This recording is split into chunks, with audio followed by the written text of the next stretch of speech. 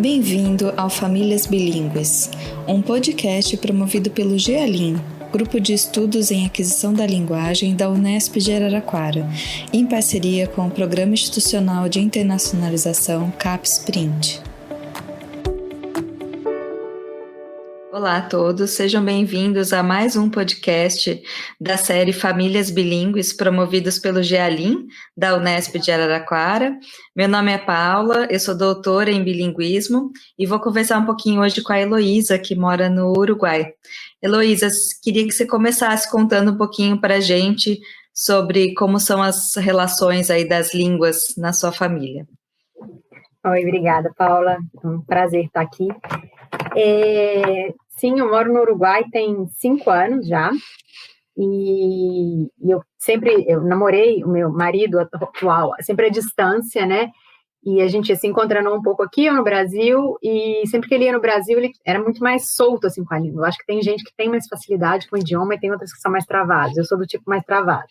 Então, ele aprendeu a falar português muito mais rápido. Mas a gente decidiu vir viver aqui no Uruguai, e aqui, para eu me esforçar a falar o espanhol, a gente decidiu que a língua da casa era o espanhol. Quando a gente está aqui e quando a gente vai para o Brasil, é o português.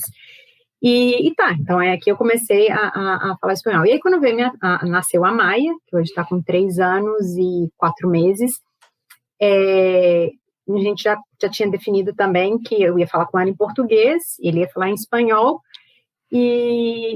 Parece assim bonitinho, né? Numa caixinha, eu só falo português e ele só fala espanhol, mas na verdade depois vira uma bagunça. Mas quando eu tô com ela, eu converso em português e ele em espanhol, mas como em casa, já desde a época que a gente tá casado, né? Fala-se o espanhol, então quando a gente tá os três, dependendo, sai mais o espanhol também. Então, acaba que fica assim, às vezes se eu estou conversando só com ela em português, ele vem falando português também. Então, não é nada tão rígido assim, né, como eu acho que eu tinha criado um pouco na minha cabeça antes dela nascer. E assim a gente vai se comunicando e hoje, no início, quando ela era menorzinha, antes dela ir para a creche, principalmente, antes dela ir para a escolinha, ela falava muito mais português, que ela ficava mais tempo comigo. Depois que ela começou a ir na escola, hoje ela fala espanhol, assim. Tem resquícios de alguma ou outra palavrinha em português que ela ainda fala, assim. Criança é uma que ela adora, não sei porquê. Criança, ela não perdeu o gosto pela palavra criança, e é o que ela fala. Mas hoje ela fala espanhol, enfim, por viver aqui, por conviver com os primos, com a escolinha, é a língua que eu acho que ela adotou. Mas vocês três, então, falam tanto o português quanto o espanhol? Sim. Vocês só tentam dividir um pouquinho quem fala português e quem fala com espanhol com ela, é isso? Era um pouco isso, assim, né? Eu ficava com português e ele com espanhol, mas que no dia a dia isso foi fluindo, assim, né? E é bonitinho, porque ela sabe que tem 2 línguas, né? Ela sabe que eu falo alguma coisa diferente, né? O sotaque meu também é diferente. Ela me corrige já, com 3 anos e meio, quando eu falo uma palavra em espanhol errado com o sotaque, né, brasileiro, ela me corrige. Ela pergunta às vezes, como é que é isso em português? Como é que é isso em espanhol? Ela faz isso de querer tentar entender quando é uma palavra em português ou em espanhol. Isso ela tem também, assim. Então, para ela, não tem nenhum problema a relação com as 2 línguas, de tanto sua quanto do seu marido com ela, não tem nenhum problema. Não. Eu não forço também para que ela fale português, eu acho que isso também é uma coisa bacana, assim. Eu fui notando que ela só foi falando espanhol, até quando eu falo em português com ela me responde em espanhol hoje. Eu levo isso tranquilo, assim, eu não tenho, eu nunca tive essa coisa de, ela não vai aprender a falar português, ela não vai saber. Não, porque ela entende, ela conversa com minha mãe, né, por videochamada e tudo, e ela entende tudo que meus pais falam com ela, ou a tia, ou os priminhos também dela no Brasil, mas ela responde em espanhol, assim. Tanto para você quanto para eles? Também? Sim. Sim. Alguma vez ou outra com a minha mãe, ela quando a minha mãe fala, eu não entendo, explica para mim, Maia, que você está falando, que minha mãe não entende muito espanhol, e aí ela tenta passar para o português, assim, acho que meio instintivo, assim, ela tenta mudar as palavras para explicar para minha mãe o que ela quer dizer. Mas aí no Uruguai ela só tem contato mesmo com o espanhol, né, Heloísa? Ela não, somente você aí que fala português, é isso?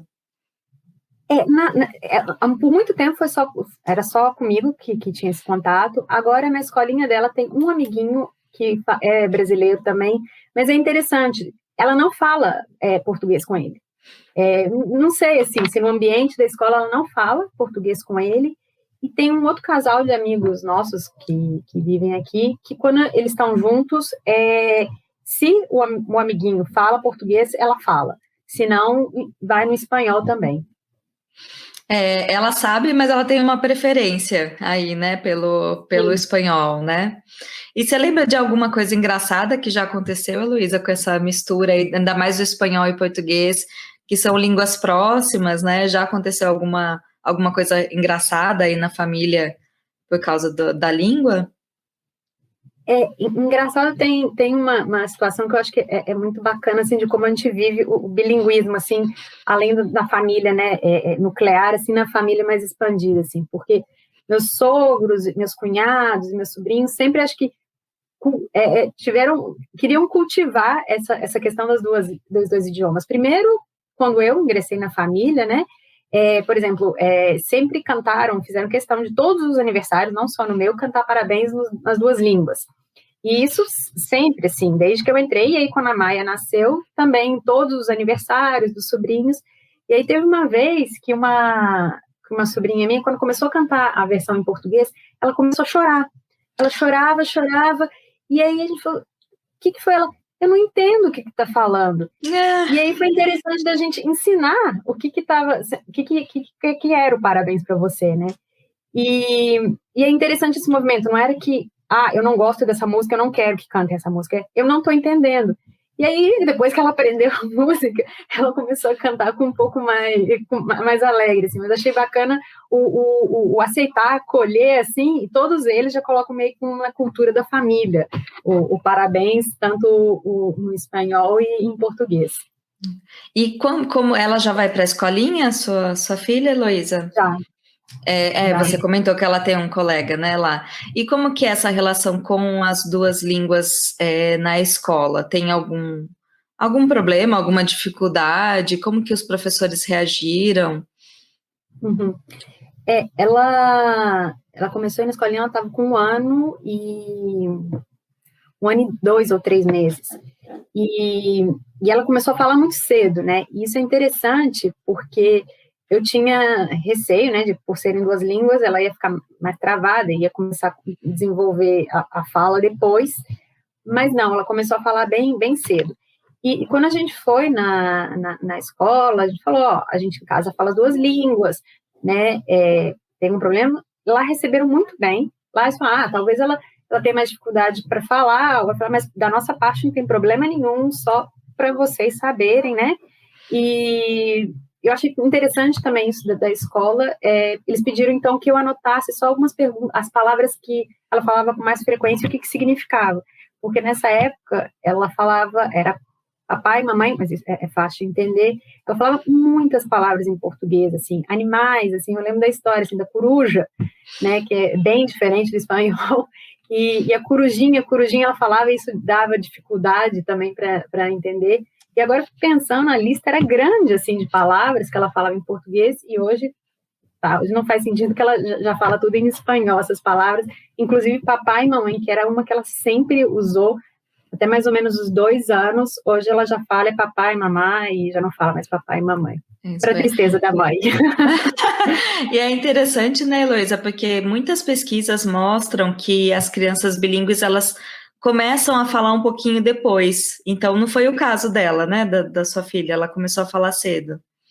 Não foi o caso dela, ela começou a falar muito cedo, e talvez até isso tenha dado uma tranquilidade para fazer isso em casa, assim, né? Então, para mim, nunca foi uma preocupação dela, que ela não ia falar. Na verdade, acho que antes mesmo, né, de quando ela era bebê, recém-nascida, assim, eu acho que eu tinha para mim que se ela tivesse um problema de fala, seria por outras questões, né? Que aí poderia ser independente das duas línguas, assim. Eu acho que eu estava muito segura. E aí, quando ela começou a falar, desde pequenininha, então, realmente, assim, então, também nunca me preocupei, ela fala muito corretamente também, eu vejo do espanhol, assim, eu ficava impressionada, assim, desde pequena, as frases, ela começou a fazer as conexões de uma frase com a outra, não falava tão, tipo, telegrama, sabe?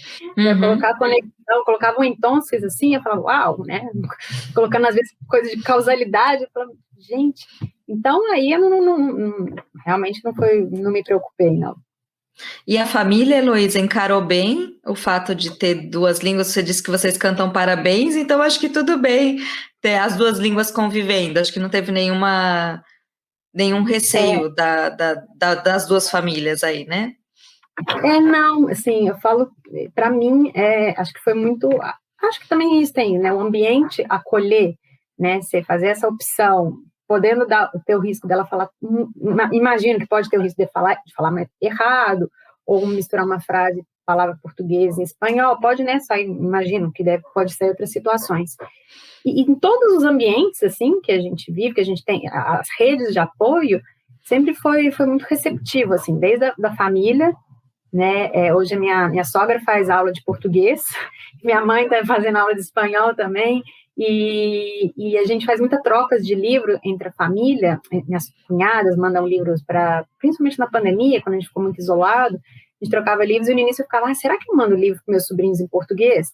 Aí eu falei, quer saber, vou mandar. E mandava, e os meus sobrinhos curtiam pra caramba, adoravam ver o C cedilha, que não existe, o ão também, eles já conseguem falar algumas palavras em português. Então, na família tinha. Na escolinha também, assim, muita abertura. E a pediatra, que eu acho que é outra questão importante também, né? A pediatra da minha filha é sempre muito tranquila, assim. Pode falar, nunca foi um tema de preocupação, assim. Então, para mim, foi muito fácil, na verdade, muito natural. E com certeza para ela também, né? Isso é ótimo. E vocês vêm muito ao Brasil, Heloísa? Como funcionam essas outras questões culturais aí que estão envolvidas? Uhum. A gente ia, até agora tem 1 ano e meio, né, que eu não vou, nem vejo os meus pais, minha irmã, e então a gente tinha bastante contato, assim, eu ia pelo menos 2 vezes no ano, e minha mãe também vem quase 2 ou 3 vezes, então a gente tinha bem próximo, assim, e hoje também com a internet, todas as formas de se comunicar, a Maia, ela tem muito contato com os priminhos também no Brasil, né, conta o que está fazendo aqui, enfim.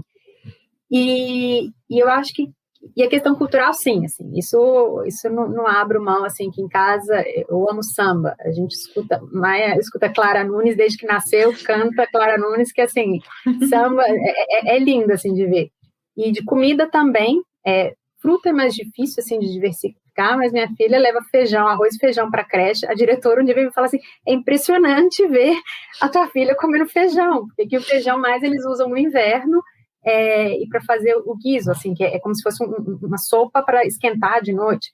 E eu mando sempre, assim, toda semana leva arroz e feijão e ela come feliz, assim, lentilha ela pedia no café da manhã. Mas a coisa da comida, assim, também, quando minha mãe vinha muito, trazia tapioca, e então a gente tem isso da comida. Brigadeiro também já foi instaurado, que eu tenho que levar brigadeiro em todos os aniversários da família, que meus sobrinhos, assim, ficam enlouquecidos. E histórias, assim, também. Eu tento contar muita história do folclore também, do brasileiro, tem livrinhos, assim, eu acho isso bem bacana, assim, dela saber um pouco, se situar também, assim, da origem dela, é legal.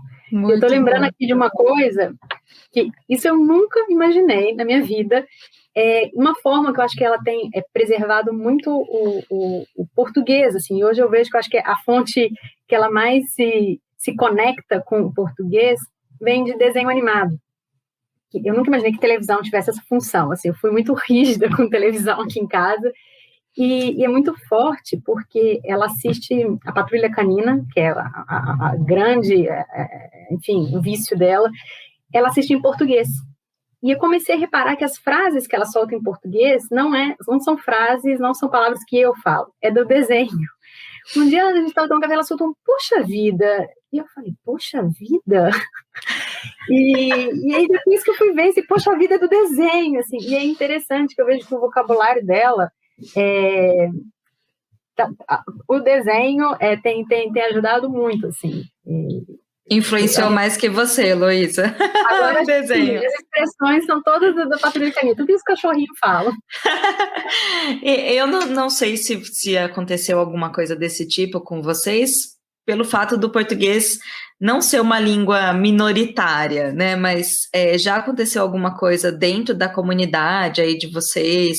Alguma situação ruim ou relacionada ao fato de vocês falarem duas línguas? Ruim, eu não sei. Uma situação que eu senti, não sei se é bem isso que você está perguntando, mas acho que foi uma situação de que inibiu um pouco a Maia de falar português. Foi uma vez no parquinho, que a gente fazia feira no sábado e tem um parquinho do lado. E a gente tinha acabado de comprar uma melancia. E ela estava toda feliz, e melancia era uma palavra que ela só falava em português. E aí ela foi pro parquinho, estava brincando com uma criança, e aí ela contou que tinha comprado uma melancia. Falou a palavra, eu comprei, alguma coisa assim, em espanhol, e falou melancia. E a menina não entendeu. E aí ela falou, sandia. Aí ela, e aí a Maia nunca mais falou melancia, assim. Ali eu acho que o não conseguir se comunicar ali, né, com uma menina que também ela não conhece, acho que não sei se é questão de confiança, alguma coisa assim, e era maior a menina também, ela se sentiu muito, e depois disso começou a falar só sandia, e não falou mais.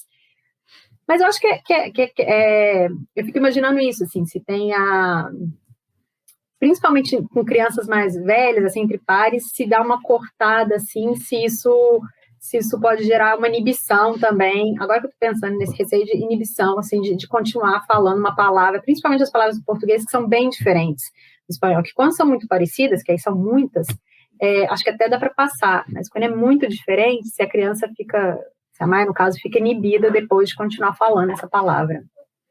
Pode ser aí pelo contexto, né? Mas não foi um caso de preconceito aí, né?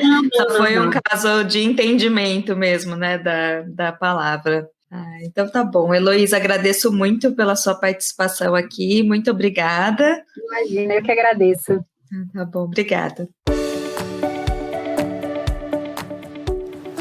E este foi o Famílias Bilíngues, um podcast promovido pelo GEALIN, Grupo de Estudos em Aquisição da Linguagem da Unesp de Araraquara, em parceria com o Programa Institucional de Internacionalização CAPES-Print.